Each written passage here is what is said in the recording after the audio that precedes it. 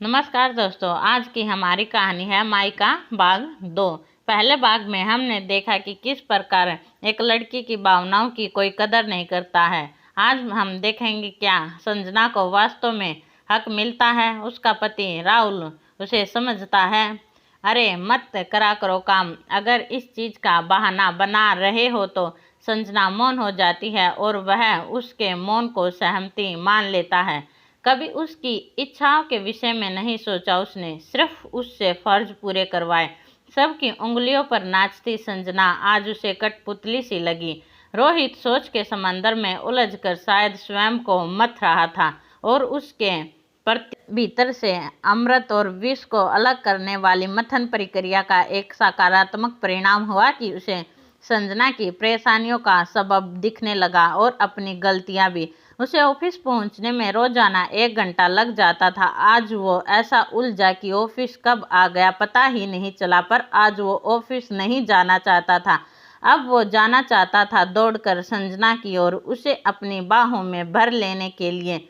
उसकी जख्मी उंगली की तड़प से भी कहीं ज्यादा तादाद में तड़पने लगा रोहित। पागलों की तरह उसने संजना को फोन करना शुरू किया। संजना का फोन स्विच ऑफ था। उसने तुरंत कार संजना के घर की ओर मोड़ दी कि शायद वो वहां मिलेगी, किंतु वो तो वहां भी नहीं मिली। ऊपर से फोन भी ऑफ। अब रोहित परेशान हो गया कि आखिर वो गई कहाँ। दिन भर पागलों की तरह ढूंढता रहा रोहित। जहां जहां वो जाती थी हर उस जगह पर ढूंढ आया। पार्लर में, मॉल में, मंदिर में, हर जगह। और उसकी फ्रेंड्स के नंबर जो उसके पास थे वहां भी फोन करके पूछा, पर संजना का कहीं पता नहीं चला।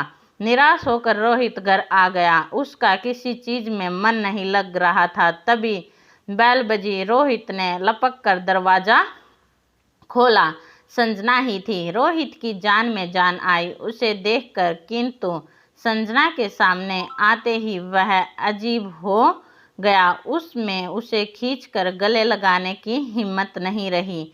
एक अजीब सा सन्नाटा पसर गया घर में। माँ, पिताजी, भैया, भाभी सभी सवालिया नजरों से संजना को देख रहे थे।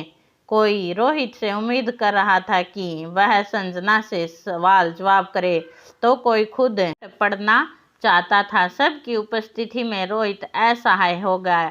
कुछ नहीं बोल पाया वह संजना से, परंतु एक चीज वो महसूस कर रहा था कि अब उसे संजना से बात करनी ही होगी। संजना निर्विकार भाव से कमरे में जा चुकी थी। कल की तरह उसने आज भी कुछ नहीं खाया। रोहित जब कमरे में पहुंचा तो संजना सो चुकी थी। रोहित ने ध्यान से उसके चेहरे को देखा तो वह दुखी व चिंतित लग रही। रोहित का मन किया कि प्यार से उसके बालों को सहला दे, पर ऐसा करने से वो जग जाती। वह चाहता तो था कि संजना को जगाकर बात करे, पर उसने सोचा 3 कमरों के फ्लैट में थोड़ी सी बात हुई तो आवाज दूसरों के कमरे में जाएगी। बस यही सोचकर वह सुबह का इंतजार करने लगा। हजारों सवाल मन में लिए रोहित रात काटने के लिए तैयार था। अब उसके दिल में सवालों से ज्यादा जवाब तैयार थे। प्रतीक्षा थी कि तो बस संजना के प्रश्नों की, किंतु रोहित जानता था संजना कुछ नहीं पूछेगी। इन्हीं विचारों में उलझे उलझे जाने कब रोहित की आंख लग गई। आंख खुली तो संजना बेड पर नहीं थी। बाथरूम में नल की आवाज आ रही थी। मतलब संजना तैयार हो रही है। रोहित ने एक पल गवाए बिना झट से तैयारी शुरू कर दी। आज वह कोई गलती नहीं करना चाहता था। संजना तैयार होकर जब घर से बाहर निकली, नीचे पार्किंग में रोहित गाड़ी में बैठकर उसका इंतजार कर रहा था। संजना को आता देख वो बाहर निकल आया और रास्ता रोक कर बोला, मुझे तुमसे कुछ बात करनी है संजना। संजना ने उसकी ओर बिना देखे ही कहा, बोलिए। ऐसे नहीं, तुम्हें मेरे साथ कहीं चलना होगा, बैठकर बात करते हैं। रोहित, मुझे देर हो रही है, जो बोलना है यहीं बोल दीजिए। यहाँ नहीं बोल सकता, काफी कुछ है जो कहना जरूरी है। कहकर रोहित ने संजना को देखा। इस बार संजना ने रोहित को देखा। रोहित कुछ परेशान लगे उसे। शायद उसके लिए परेशान थे। पहली बार मन ही मन सोचने लगी संजना, कि ये कैसे हो सकता है। रोहित की व्यस्त दिनचर्या में मेरी चिंता और फिक्र जैसे फालतू मुद्दे कहाँ जगह बना सकते हैं। विचारों में उलझी संजना हाँ रोहित ने उसका हाथ पकड़ा और कहा, गाड़ी में बैठो, कहीं चलते हैं। संजना आश्चर्य से रोहित की ओर देखती रह गई। यंत्र चालित सी वह बैठ गई।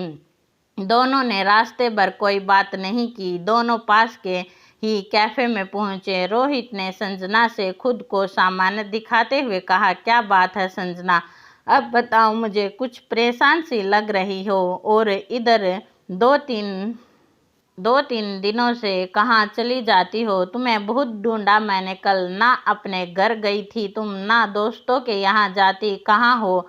ओ, तुम यह जानना चाहते हो कि मैं कहाँ जाती हूँ? बाकी तुम्हें कोई फर्क नहीं पड़ता शायद कि मैं ऐसा क्यों कर रही हूँ। फर्क पड़ता होगा तो सिर्फ इस बात को लेकर कि अब मैं सब की सेवा में उपस्थित नहीं हूँ। शायद यही वजह होगी कि तुम आज मुझसे बात करने आए हो, वरना तुम्हें वहाँ कहाँ कभी मेरी फिक्र थी। ऐसा नहीं है संजना, मैं व्यस्त था, परेशान रहता था। तुम्हें तो पता है, आगे बढ़ने की चाह, नौकरी, प्रमोशन, घर, इन सब में मैं फंस गया था। मुझे लगता था कि तुम तो सब कुछ संभाल ही रही हो, तुम्हें कोई भी चीज़ समझाने की आवश्यकता नहीं। लेकिन हाँ, इन व्यस्तताओं में मैं एक चीज़ भूल गया था कि तुम मेरी पत्नी भी हो। यह सुनकर एक व्यंग्यात्मक हंसी से संजना बोली, जी नहीं, गलत कह रहे हैं आप यह तक भूल गए थे कि मैं एक इंसान हूँ। पत्नी होना तो बहुत दूर की बात है। हाँ, मैं जानता हूँ, गलती मेरी है। मैं तुम्हें तवज्जो देना भूल ही गया था। और कहकर रोहित चुप हो गया। और पति की का तवज्जो ना देना मतलब पत्नी को किसी की तवज्जो न मिलना, यही विडंबना है। समाज की औरत को बिना पुरुष के अवलंब संजना ने आंखों में आंसू भरकर कहा। रोहित ने संजना के हाथों को अपने हाथों में थाम कर कहा, संजना, गलती हो गई मुझसे, माफ़ कर दो, सब कुछ भूल कर। क्योंकि अगर अभी हम इन सब बातों का हिसाब करने बैठेंगे तो हमारे जीवन के कुछ महत्वपूर्ण पल उन्हीं पुरानी कड़वाहट का हिसाब करने में निकल जाएंगे। इसलिए हो सके तो मेरी सारी गलतियां माफ़ कर दो, पहले जैसी हो जाओ। बिल्कुल नहीं, कहकर संजना ने अपने हाथ रोहित के हाथों में पकड़ से छुटवा लिए। अब मैं अगर पहले जैसी हो गई तो क्या मतलब निकला मेरे संकल्पों का? जानना चाहते हैं ना आपकी क्या चाहती थी मैं? तो सुनिए, मैं कोचिंग क्लासेस जाती थी क्योंकि मुझे कंपटीशन का फार्म भरना है, सक्सेस होना है, जॉब करनी है, अपने पैरों पर खड़ा होना। टॉपर थी मैं अपने स्कूल की और आज नौकरानी बन गई हूँ, दूसरों के हाथों की कठपुतली। क्रोध से कांपते हुए संजना बोली। रोहित उसकी स्थिति को समझते हुए बोला, शांत हो जाओ, मैं जानता हूँ कि तुम कहीं गलत जगह नहीं जाती थी, बस चिंतित था कि कहाँ जाती हो। न दोस्तों के घर, न मार्केट, अपने मायके भी तो नहीं जाती थी तुम। मायके जाना तो आप को भी नहीं पसंद था। हर वक्त मायके वालों की गलती हर वक्त मुझे सुनाना, तुम्हें तो बस मायका ही पसंद है। सच बता रोहित, शादी के बाद कुल कितने दिनों के लिए गई हूँ मैं अपने घर? कभी सोचा है आपने? मैं खुद ही नहीं जाती हूँ, सोचती हूँ आज यह ज़रूरत है, आज वह ज़रूरत है, पर किसी को मेरी ज़रूरत नहीं दिखती, मेरा मन नहीं दिखता। मैं तड़पती हूँ अपने माँ बाप के साथ के लिए, लेकिन अब तो माँ भी डरती है कि कहीं आप नाराज नहीं हो जाओ। उस दिन कह दिया कि चली जाओ अपने घर। अब आप ही बताएं क्या रह गया इस संसार में मेरा? न तो वो घर मेरा है, ना यह घर। चुप हो जाओ संजना, बस एक मौका दे दो मुझे। मैं वादा करता हूँ कि तुम जो चाहती हो मैं करूँगा।